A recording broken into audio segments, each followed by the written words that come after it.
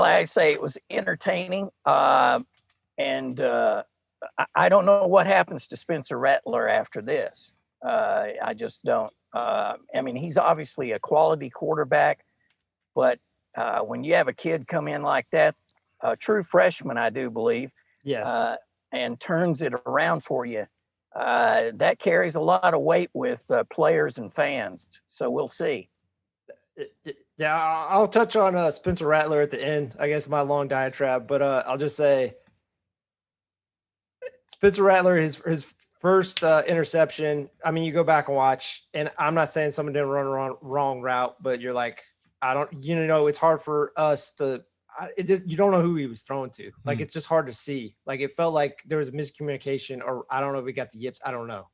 The fumble, I mean, it was carries the football, and after that, the thing is even before he fumbled, that Caleb Williams, the rookie quarterback, he came in, and on all three of his touchdowns, it shows you how ridiculous he is and why they cannot go back. They cannot go back.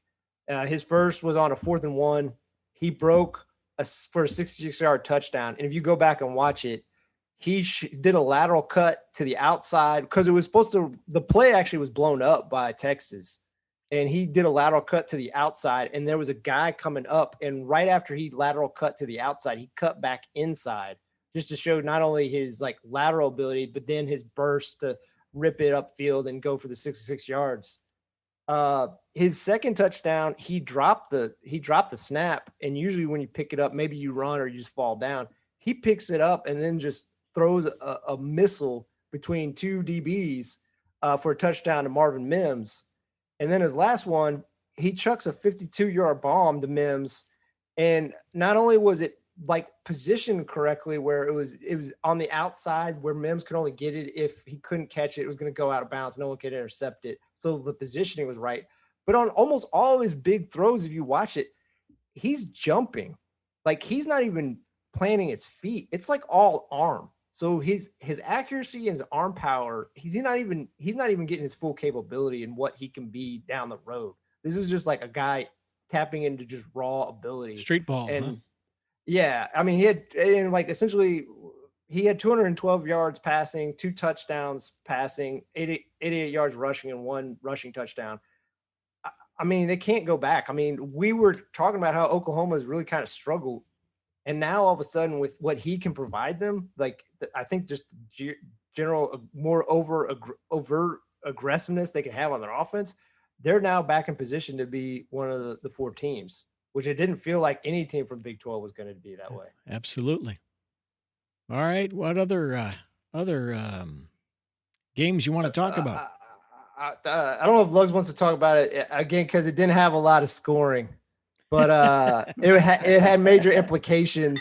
Is Penn State versus Iowa? Yes, sir. 3-4. And as much as I don't like Sean Clifford, and I think he's average, if he does not get injured, Penn State probably wins that going away. So I'm obviously Iowa's not a fraud, I don't think, but like Penn State was probably the better team.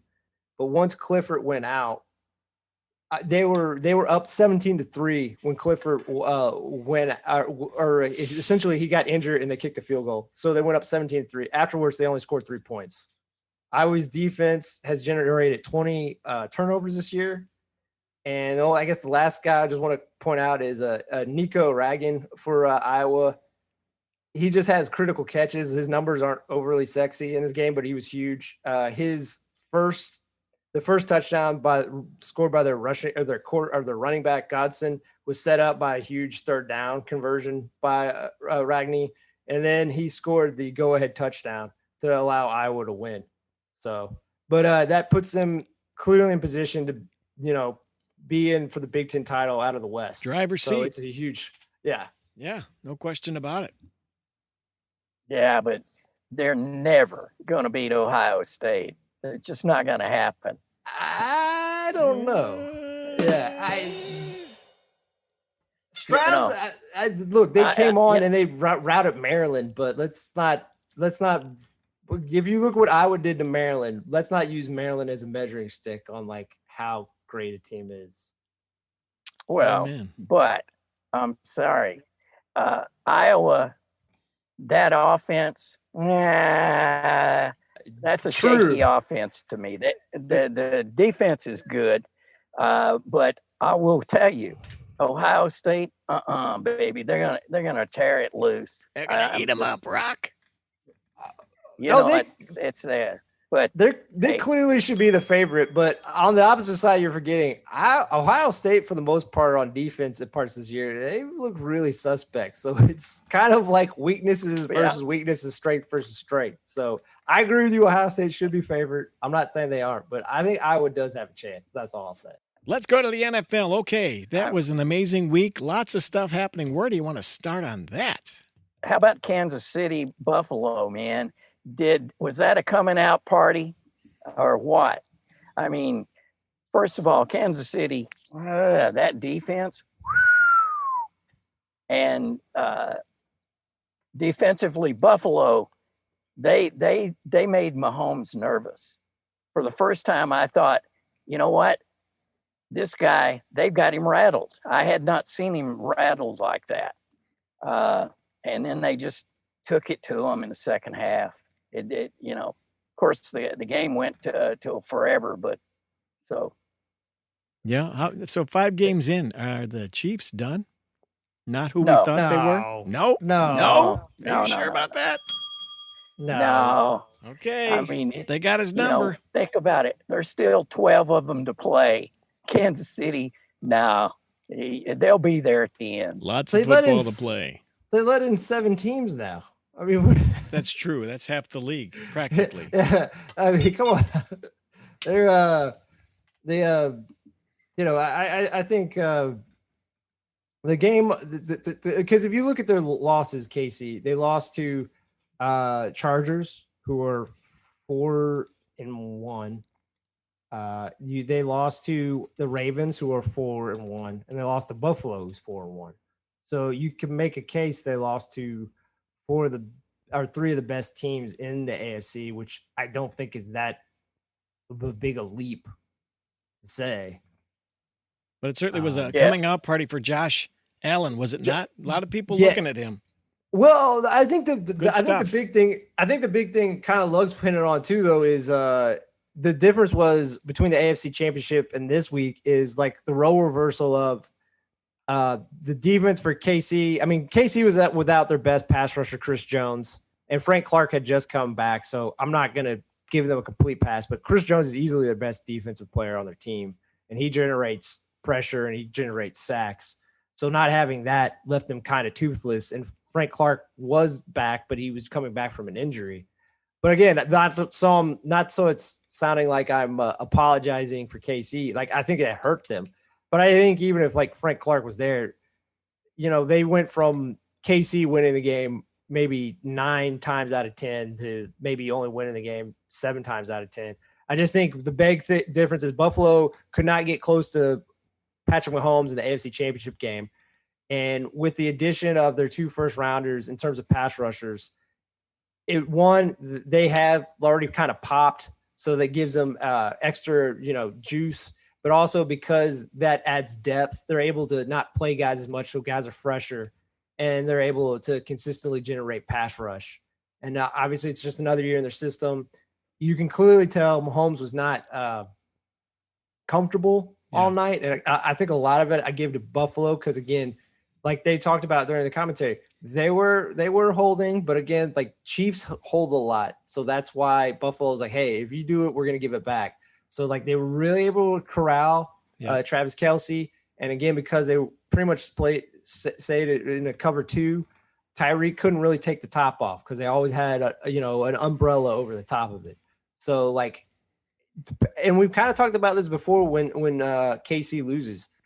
Usually when they lose, it comes out. Like they have to understand they have to generate people beyond Kelce and Tyreek Hill. They have to generate another receiver, another short intermediate, maybe get the run game going. I don't know if there's a singular answer, but they need to add additional shades to their offense and be like, pick the poison, Kelce, Tyreek, because there aren't a lot of teams with Buffalo with the personnel and the soundness to do it, but there are other teams that can at least come close to maybe duplicating it.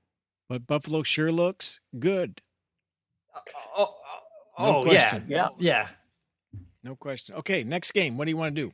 Well, wait a minute. I just want to say, wait a minute. In his post-press conference, Josh Allen wore his high school sweatshirt. People called in, and they made up sweatshirts. They sold 4,600 for his high school.